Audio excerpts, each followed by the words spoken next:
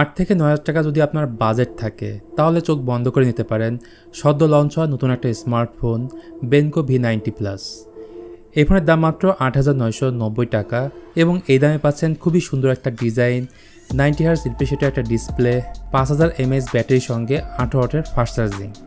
So যাদের budget কম এবং কম দামে ভালো স্মার্টফোন কিনতে চাচ্ছেন তারা অবশ্যই ভিডিওটা দেখতে পারেন। শুরু করব বেনকো V90 প্লাসের আনবক্সিং দিয়ে।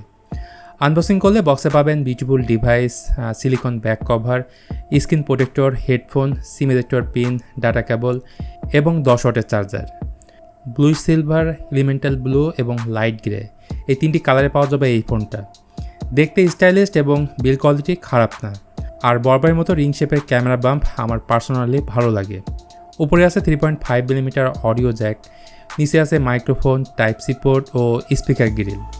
ফোনটার থিকনেস হচ্ছে 9mm এবং ওয়েট হচ্ছে 197 গ্রাম। ভালো লাগবে না ফোনটার সামনের দিকে আসলে।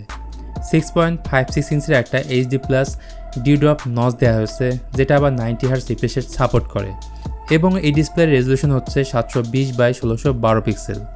এছাড়া এই ডিসপ্লেটার একটা সমস্যা হচ্ছে ডিরেক্ট সানলাইটের ব্রাইটনেস জনিত ইস্যু ফেস করতে হবে। আর এটা যেহেতু HD+ ডিসপ্লে তাই ইউটিউবে আপনি 720p 60তে ভিডিও প্লে করতে পারবেন। আজকাল কম দামের স্মার্টফোনে একটা কমন সমস্যা, অল্প কিছুদিনেই ফোন অনেক স্লো হয়ে যায় বাজে চিপসেটের কারণে।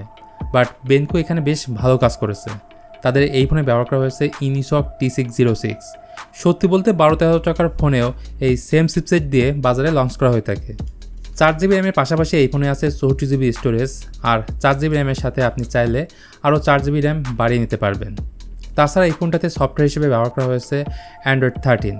সেই সঙ্গে রয়েছে বেনকোর নিজস্ব UI In1 UI ভার্সন 1.2, যেখানে কম দামের স্মার্টফোনে নর্মালি লাইটার ভার্সন দিয়ে থাকে।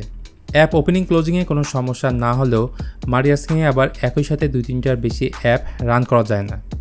সহজ কথায় বলতে গেলে যারা একেবারে বেসিক টাইপের ইউজার, কথা বলা, ইউটিউবে ভিডিও দেখা বা ফেসবুকিং করা, তাদের জন্য একদম পারফেক্ট ফোন। এই ফোনের ক্যামেরা আপনার কাছে মোটেও ভালো লাগবে না। পেছনে আছে 13 মেগাপিক্সেলের প্রাইমারি ক্যামেরা এবং সামনে আছে 8 মেগাপিক্সেলের সেলফি ক্যামেরা।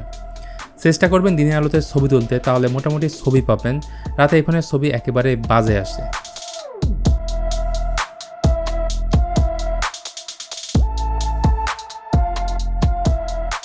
দাম কম হলে রয়েছে 5000 mAh এর ব্যাটারি এবং 18 ওয়াটের ফাস্ট চার্জিং সাপোর্ট করে, যদিও বক্সে পাবেন 10 ওয়াটের চার্জার।